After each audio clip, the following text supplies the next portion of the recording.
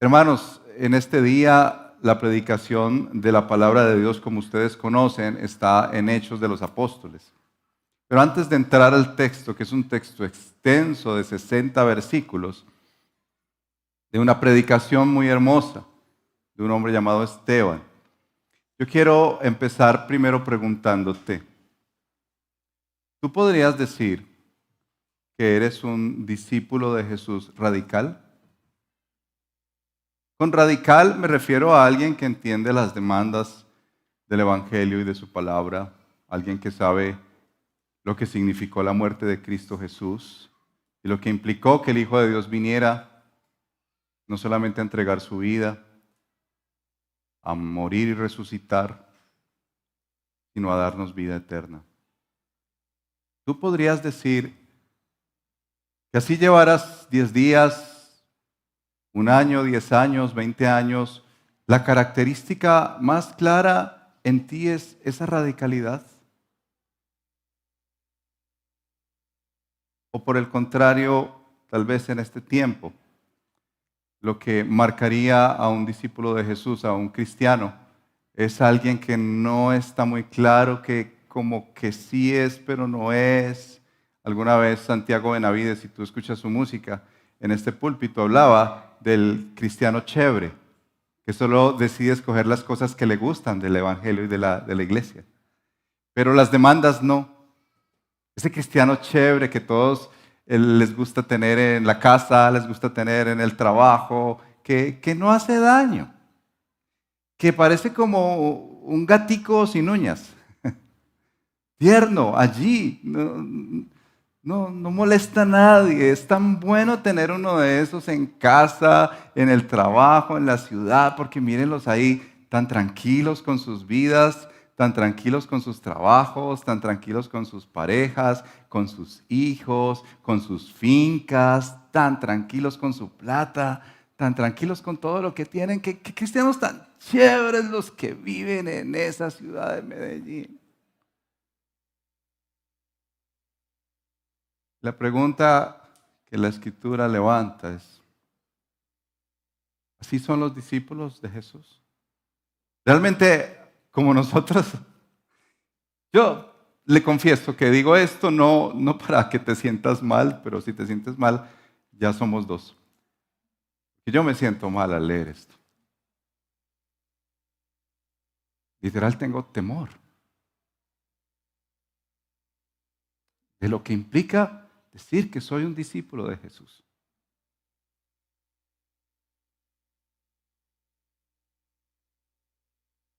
Miremos a Esteban, porque al ver a Esteban podemos ver a Jesús, cómo Jesús tocó su vida a tal punto que estuvo dispuesto a morir por él. Y yo te lo digo así porque tal vez aquí hay jóvenes que Dios está levantando, que papás van a sufrir cuando los jóvenes digan yo quiero servir al Señor e irme como misionero. Papá, tú que oras tanto por tus hijos, el día que el papá vea que su hijo se levanta y diga, sí, Dios respondió tus oraciones, me voy a ir a otro país a servir al Señor. ¿Qué vas a decir tú, papá? No, sé un cristiano chévere, quédate acá, cásate, ten tu trabajo, sé cristiano chévere, por favor. Veamos lo que el Señor nos dice hoy, iglesia, el redil del poblado en su palabra. Capítulo 7 de Hechos. Es una obra extensa, la predicación de Esteban, y voy a pasar por algunos apartes, no por todos los versos. Dice así el verso 1. Y si quieren, miremos un poquito en el contexto que la semana pasada predicamos, desde el verso 8 del 6. Esteban, lleno de gracia y de poder, hacía grandes prodigios y señales entre el pueblo. Pero algunos de la sinagoga llamada de los libertos, incluyendo tanto cireneos como alejandrinos y algunos de Cilicia y de Asia, se levantaron y discutían con Esteban, pero no podían resistir la sabiduría y el espíritu con que hablaba. Entonces en secreto persuadieron a algunos hombres para que dijeran: le hemos oído hablar palabras blasfemas contra Moisés y contra Dios. Y alborotaron al pueblo, a los ancianos y a los escribas, y cayeron sobre él, lo arrestaron y lo trajeron al concilio. Presentaron testigos falsos que dijeron: este hombre continuamente habla en contra de este lugar santo y de la ley, porque le hemos oído decir que este Nazareno Jesús destruirá este lugar y cambiará las tradiciones que Moisés nos dejó. Y al fijar la mirada en él, todos los que estaban sentados en el concilio vieron su rostro como el rostro de un ángel. El sumo sacerdote dijo: ¿es esto así? Esteban respondió. Y vas a ver que desde ese verso 2 hasta el verso 8 habla sobre Abraham. Escúchenme, hermanos y padres. El Dios de gloria apareció a nuestro padre Abraham cuando estaba en Mesopotamia, antes que habitara en Aram, y le dijo: sal de tu tierra y de tu familia y ve a la tierra que yo te mostraré. Entonces Abraham salió de la tierra de los caldeos y se estableció en Harán, y de allí, después de la muerte de su padre, Dios lo trasladó a esta tierra en la cual ahora ustedes habitan. No le dio en ella heredad, ni siquiera la medida de la planta del pie. Y sin embargo, aunque no tenía hijo, prometió que se le daría en posesión a él y a su descendencia después de él, y dijo así Dios: que sus descendientes serían extranjeros en una tierra extraña, y que serían esclavizados y maltratados por 400 años, pero yo mismo juzgaré a cualquier nación de la cual sean esclavos, dijo Dios, y después de eso saldré y me servirán en este lugar. Dios le dio el pacto de la circuncisión, y así Abraham vino a ser el padre de Isaac, y la circuncisión lo circuncidó al 8º día, e Isaac vino a ser el padre de Jacob, y Jacob de los 12 patriarcas. Luego se mueve a hablar de José en el verso 9 en adelante. Dice: los patriarcas tuvieron envidia de José y lo enviaron para Egipto, pero Dios estaba con él y lo rescató de todas sus aflicciones. Le dio gracia y sabiduría delante de Faraón, rey de Egipto, y éste lo puso por gobernador sobre Egipto y sobre toda su casa. Y ahí continúa la historia de José y de Jacob. Y luego la extensión desde el verso 17 casi hasta el final se refiere a Moisés, cuando en el verso 19 menciona: este rey, obrando con astucia contra nuestro pueblo, maltrató a nuestros padres a fin de que expusieran a la muerte a sus hijos para que no vivieran. Fue por ese tiempo que Moisés nació. Ahí comienza la historia de Moisés. Era hermoso a la vista de Dios. Y usted puede leer la historia de Moisés, cómo él vivió en tierra lejana. Fue formado en Egipto. Más adelante, en el verso 35, dice: este Moisés, a quien ellos rechazaron, diciendo: ¿quién te ha puesto por gobernante y juez? Es el mismo que Dios envió para ser gobernante y libertador con la ayuda del ángel que se le apareció en la zarza. Este hombre los sacó haciendo prodigios y señales en la tierra de Egipto, en el Mar Rojo y en el desierto por 40 años. Este es el mismo Moisés que dijo a los israelitas: Dios les levantará un profeta como yo de entre sus hermanos. Este es el que estaba en la congregación en el desierto junto con él, con el ángel que le hablaba en el monte Sinaí y con nuestros padres, y el que recibió palabras de vida para transmitirla a ustedes, al cual nuestros padres no quisieron obedecer, sino que lo repudiaron, y en sus corazones desearon regresar a Egipto, diciendo a Aarón: haznos dioses que vayan delante de nosotros, porque a este Moisés que nos sacó de la tierra de Egipto no sabemos lo que le haya pasado. Y aquí después continúa hablando de Moisés y de Aarón. En el verso 44 dice: nuestros padres tuvieron el tabernáculo del testimonio en el desierto, tal como le había ordenado que lo hiciera el que habló a Moisés, conforme al modelo que había visto.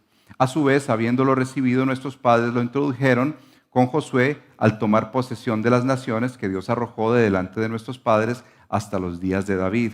Y David halló gracia delante de Dios y pidió el favor de hallar una morada para el Dios de Jacob.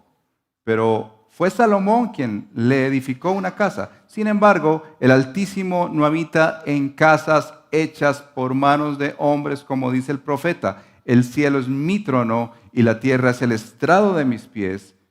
¿Qué casa me edificarán?, dice el Señor. ¿O cuál es el lugar de mi reposo?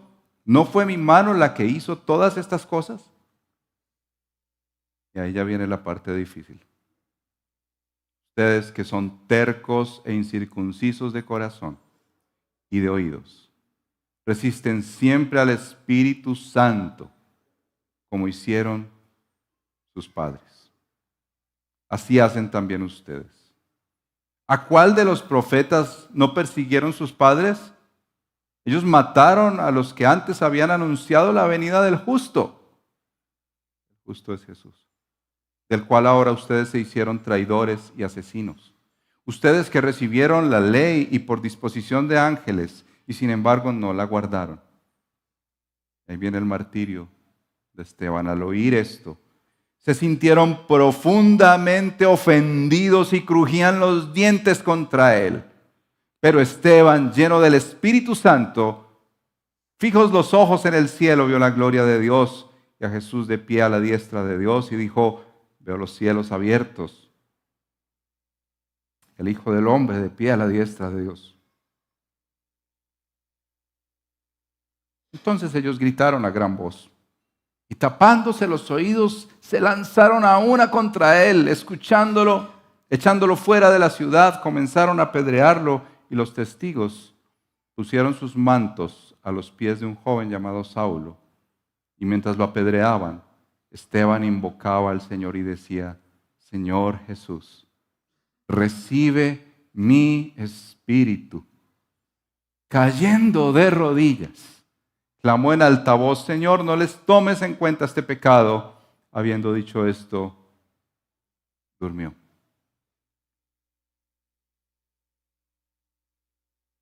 Los 60 versículos más impactantes que puede tener el Nuevo Testamento.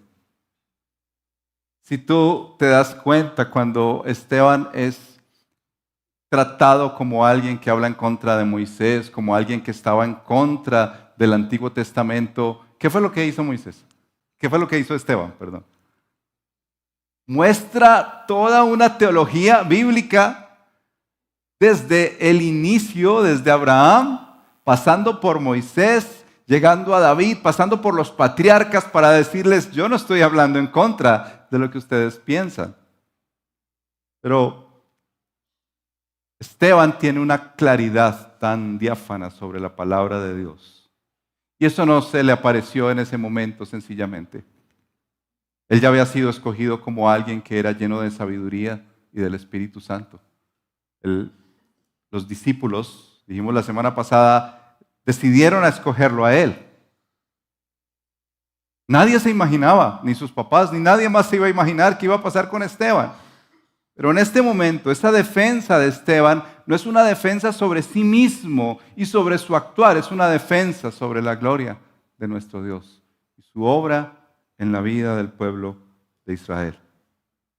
Lo primero que Esteban narra en su discurso es que la obra de Dios está mucho más allá de un territorio geográfico. Si te diste cuenta, cómo menciona Esteban que Abraham fue alcanzado en Mesopotamia, que fue José en Egipto bendecido, que Moisés escuchó al Señor en el Sinaí, en la zarza que ardía, que Dios llevó señales, prodigios a Egipto, al Mar Rojo, al desierto, que Dios les entregó la ley en el Sinaí para decirle a esa gente que estaba escuchándoles: Dios obra por fuera de ustedes. Algo así como lo que le pasó a Jonás, si tú recuerdas la historia de Jonás, que Jonás no comprendía en su mente y en su corazón que Dios estuviera fuera de Israel. Cuando el Señor le dice que vaya a Nínive, él se va a Tarsis porque él no puede creer que Dios obre en un pueblo pagano como Nínive. Y de hecho, si lees la historia, el Señor salvó esa ciudad. Dios tuvo misericordia y el siervo rechinaba los dientes por la obra de Dios de traer gracia a un pueblo pagano. Esto primero deja ver claramente que Esteban tenía en su mente y en su corazón el deseo de decirles: Dios es más grande. Dios obra por fuera del territorio que ustedes se imaginan. Y así comenzó la historia de su nación, fuera de Israel, con Abraham.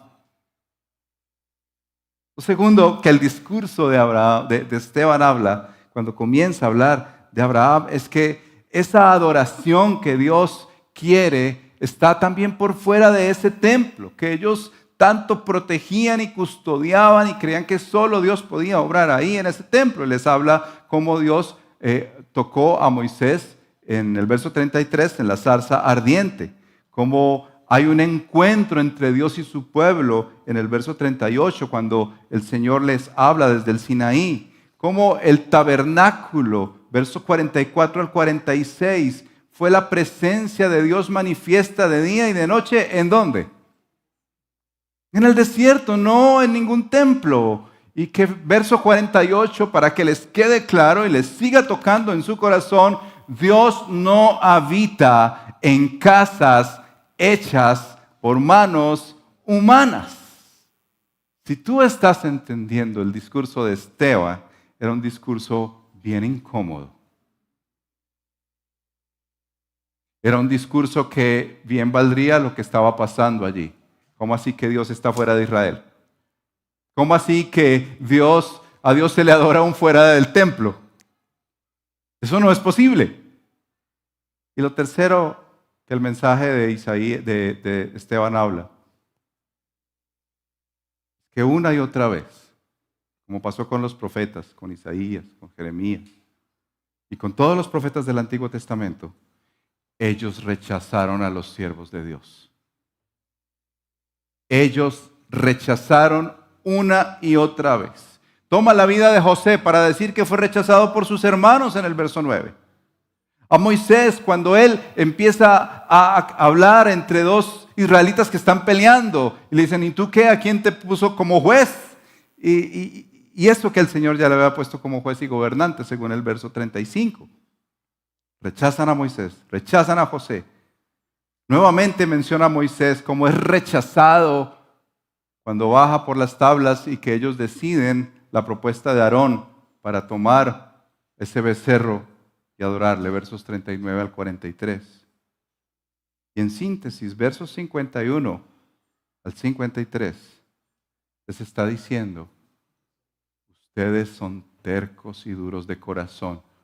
Una y otra vez han rechazado el mensaje de Dios dado por sus siervos. ¿No les parece que eso ya rebosó la copa? Dios no obra como ustedes creen, está por fuera de su territorio. A Dios se le adora aún fuera de ese templo. Dios no habita en casas hechas por manos humanas. Amén. Pero lo que ya golpea más fuerte el corazón de estos religiosos judíos es, ustedes todo el tiempo han rechazado a los siervos del Señor. Y ahí sí no diga amén. Porque esto es serio. El pueblo que ha recibido esa bendición de la palabra de Dios, una y otra vez se resiste. Miren los versos 51, las palabras que utiliza Esteban. Ustedes que son tercos, incircuncisos de corazón y de oídos, resisten siempre ¿a quién? Al Espíritu Santo de Dios. ¿Cuánto había pasado desde que Abraham pisó la tierra? ¿Cuánto había pasado desde que Moisés pisó la tierra? José. Desde que David con su adoración pisó la tierra. Desde que el precioso Hijo de Dios fue rechazado.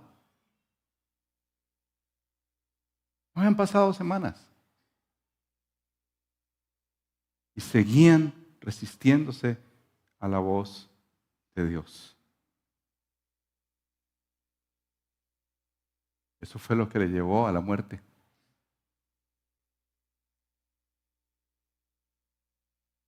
¿Te das cuenta de este hombre tan enigmático que es Esteban, un discípulo radical? Y déjame hablarte algo rápidamente de lo radical que es Esteban. Esteban no es el típico radical de nuestro tiempo, que es el hombre peleón y bravucón, que agarra una Biblia en un lado y las doctrinas en otro, y se agarra y se enciende a pelear. Ese no es el radical Esteban, que vive peleando, sencillamente viendo quién comete fallas a la ley, quién se viste así, se viste así, y le cae. Ese no es el discípulo radical que habla la Escritura. No es el justiciero. Este discípulo radical que nos menciona el Señor en la vida de Esteban es un tierno hombre precioso de Dios que está ardido en su corazón. Porque el pueblo una y otra vez le importa 5 la palabra de Dios. Quieren jugar a la religión. Por eso de las mesas pasa a ser una defensa tan profunda del Evangelio.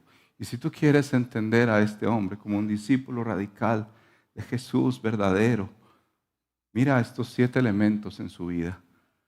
Tiene un conocimiento profundo de la palabra, de las Escrituras, y no queda sombra de duda en todos estos versos. Una y otra vez tiene claridad, sabiendo que le van a lapidar, y en vez de salir huyendo, decide presentar el Evangelio de tal manera, con tanta amplitud hasta ese momento conocido como nadie. ¡Qué lujo de teólogo! ¡Qué lujo de siervo del Señor que maneja con profundidad la palabra y que les ayuda a entender a los demás su error!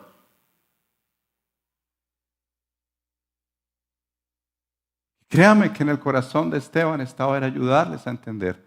Él no quería que lo lapidaran, pues, por Dios. En segundo lugar, tiene una fidelidad a esa palabra, fidelidad al Evangelio.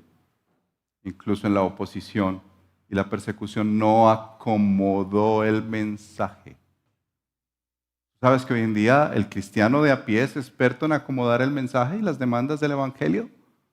La invitación la llamada a arrepentirse y creer en Jesús. Bueno, tú crees en los cuarzos, pero también puedes creer en Jesús. ¿Cómo no? Eso es chévere. Claro, la nueva era y Jesús, ¿cómo no? Esteban no negoció el Evangelio ni lo acomodó, aún sabiendo que iba a llevarlo a la muerte. Esteban presenta tanto santidad como amor. Él no es solamente un hombre celoso que quiere decirle sus verdades a los que están enfrente, sino que también tiene un corazón tierno, está lleno del Espíritu. Está lleno de sabiduría, está lleno de la gracia de Dios, dice otro versículo. Por eso, cuarta marca de este discípulo es que está valiente y dispuesto a sufrir por Cristo. Y déjeme decirle que eso es muy importante hoy en día, cuando en nuestro corazón, lo mencionamos hace unas semanas, tenemos el pare de sufrir. Todo lo que sea sufrimiento no tiene que ver con Dios. Dios está para mí, para amarme, para apachacharme, para que no me vaya mal. Pero uno se encuentra con estos discípulos radicales que siguen a aquel que murió en la cruz, dispuesto a sufrir. Quinto, lleno del Espíritu Santo. No era alguien lleno de rabia y legalismo, sino del Espíritu. Sexto, era testimonio viviente. Fue escogido como uno de los 7 que dio testimonio, aún de los de afuera daban testimonio de quién era Esteban, ¿se imaginan?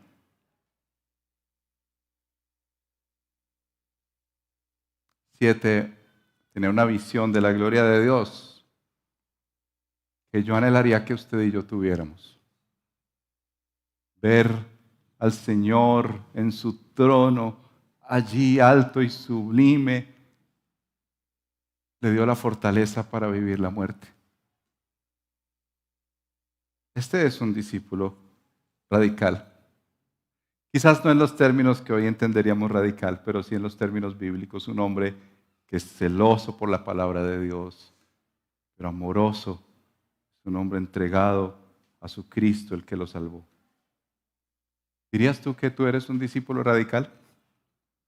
Déjame decirte que yo estaba orando esta madrugada porque un vecino se le ocurrió hacer un concierto y no debo dormir. Y mientras me fui a orar, una y otra vez venía a mi mente esta pregunta: Carlos, ¿tú eres un discípulo radical de verdad?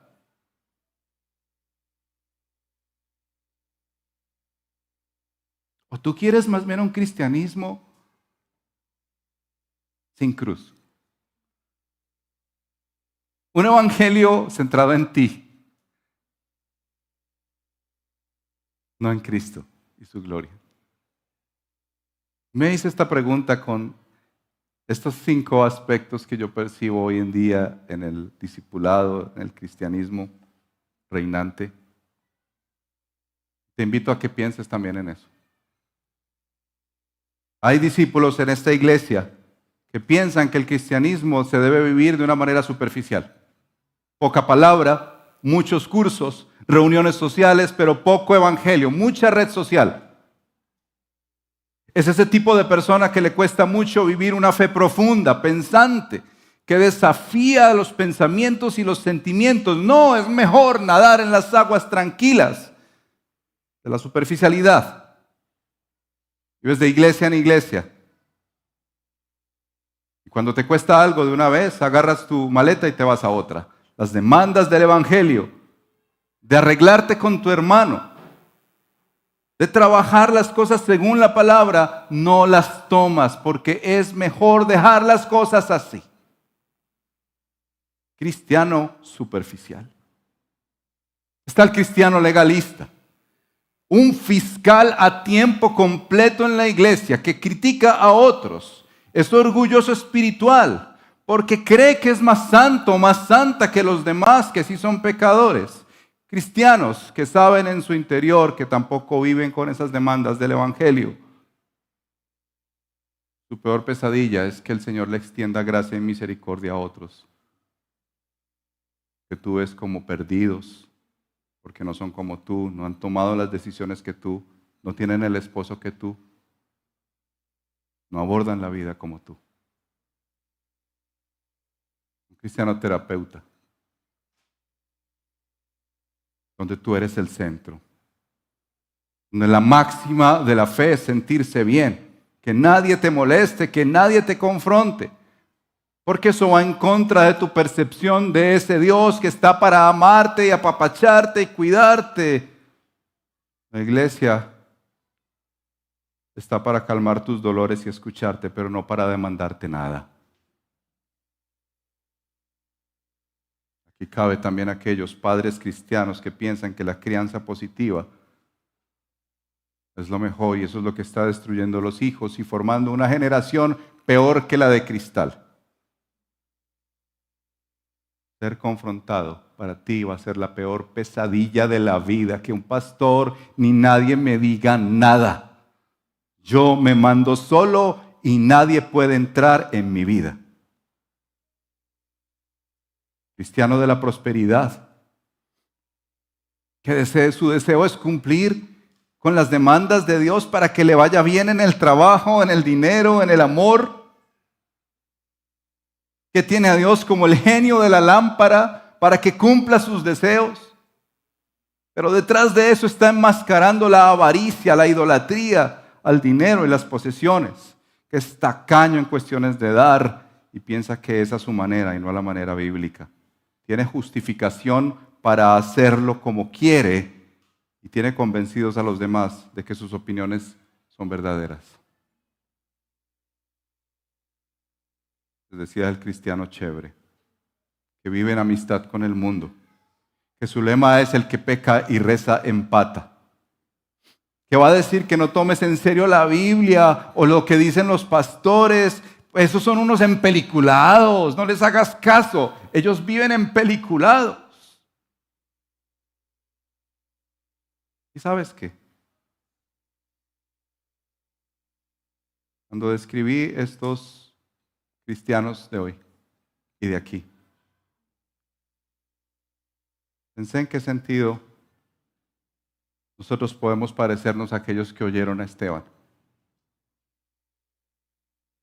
Porque Esteban hace todo un movimiento de la escritura que para ellos era tan claro, pero tan aberrante la manera en que se los presentó, tan doloroso saber que el Señor obra fuera de Israel, que el templo no es el lugar de adoración solamente y que ellos una y otra vez rechazaron al Señor y a sus siervos. ¿En qué sentido hoy podemos nosotros parecernos a los que escucharon a Esteban ese día? Quiero decirte en mucho. Escuchas esta palabra y te sientes ofendido, porque ya empiezas dentro a justificarte y a decir, es que tú no sabes, es que prefieres más bien seguir basado en tus sentimientos y en tus ideas que en la Biblia. Estás ahí. Es que has rechazado una y otra vez exhortaciones de la palabra de Dios que te han dado los siervos. Mira, los pastores nos reunimos semanalmente en esta iglesia a orar por ti, querido miembro. Y nos duele en el corazón ver personas duras, personas que no les importa para nada, que diría calcado aquí, que su oído se resiste una y otra vez a lo que el Señor les está diciendo y prefieren rechazar las exhortaciones de los siervos y decir, mejor me voy a otro lado. Tal vez no apedrearán, pero se aislarán.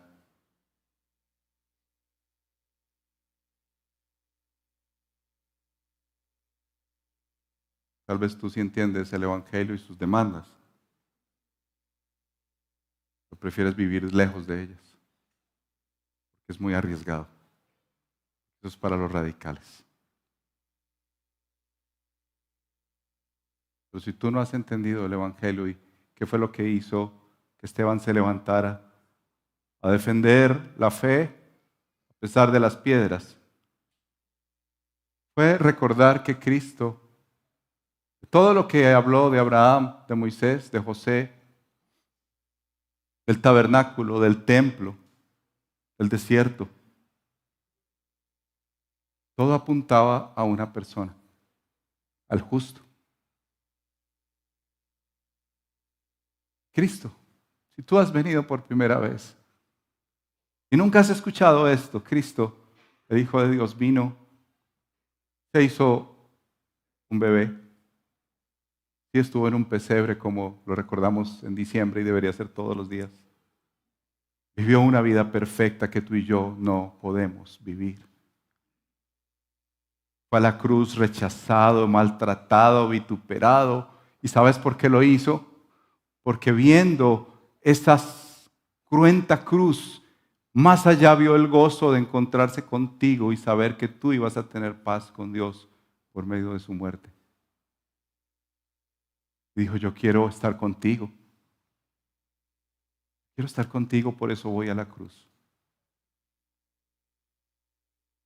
Ese Cristo que murió y que resucitó, volverá por ti y por mí. Por eso la demanda que el Señor te hace a ti hoy es arrepentirte.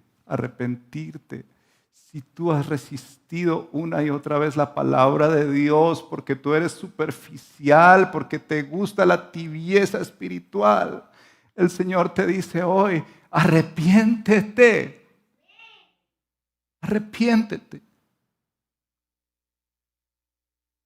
Que no estamos jugando a la iglesia, hermano. No estamos jugando a la iglesia. No estamos jugando a venir y tomar el pancito y la copita. Estamos hablando de tu vida eterna. Y que si hoy fueras a tu casa y vivieras un accidente y murieras y no has entregado tu vida a Cristo Jesús, tú estás destituido de su gloria por la eternidad. El juego no es si me da finquita para la próxima semana. El asunto es si yo realmente estaré eternamente con Cristo en el infierno. Por eso no juguemos a la iglesia más, hermanos. No juegues a la iglesia, no juegues a sentirte cristiano. No juegues con eso, porque la verdad es que las demandas del Evangelio te van a llevar a vivir una vida de acuerdo a ella.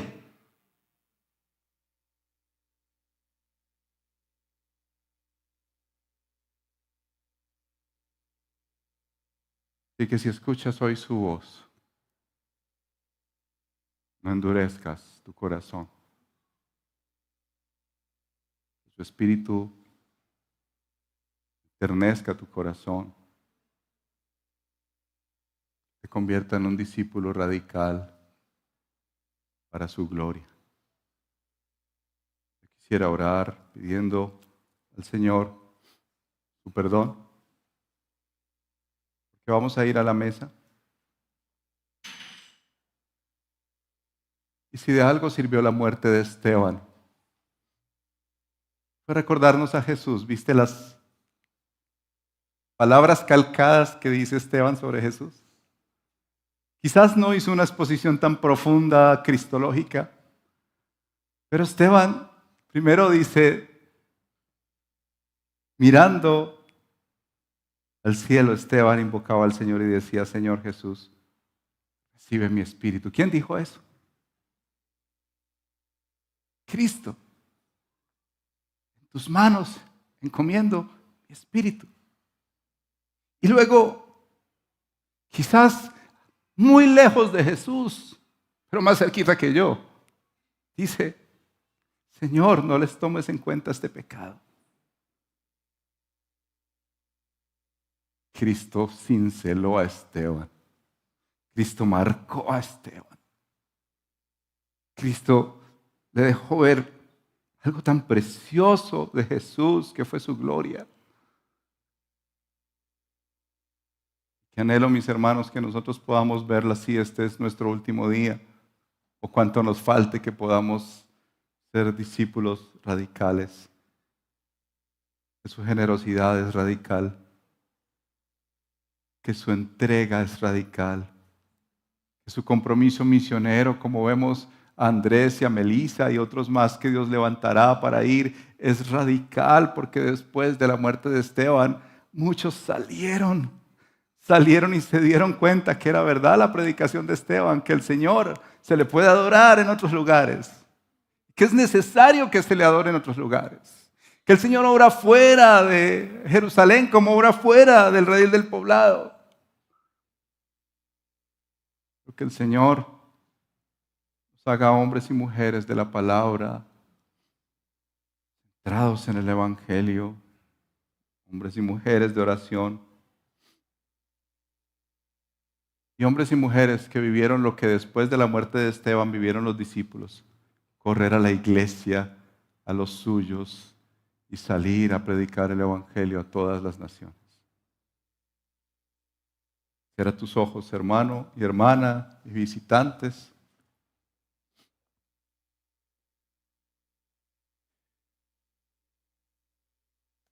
Hoy la cena es una invitación a un compromiso con Jesús. Hoy la cena es la invitación a creyentes que han entregado su vida a Cristo, que ya han sido bautizados en una iglesia cristiana trinitaria.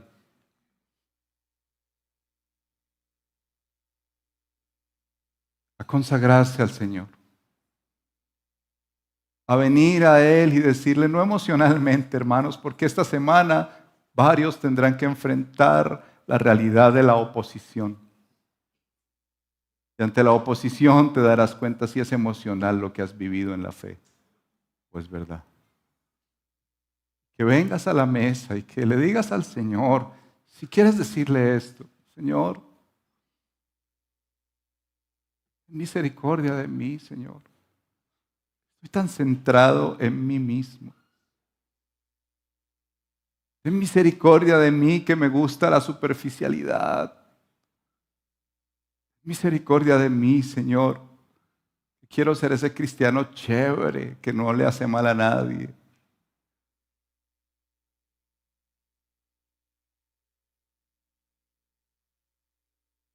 Misericordia de mí que soy el que vive mirando a los demás para ver sus fallas.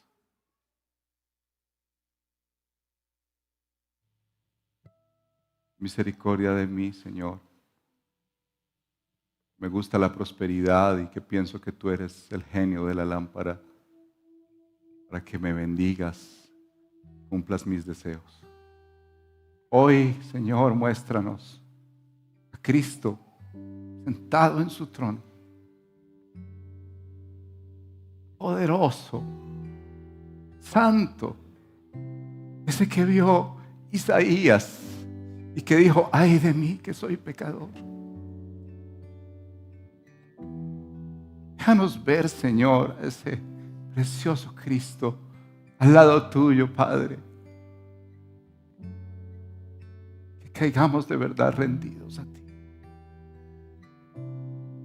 Que no estimemos preciosa nuestra vida como cosa que aferrarnos, Señor, sino que nos despojemos y tomemos forma de siervos.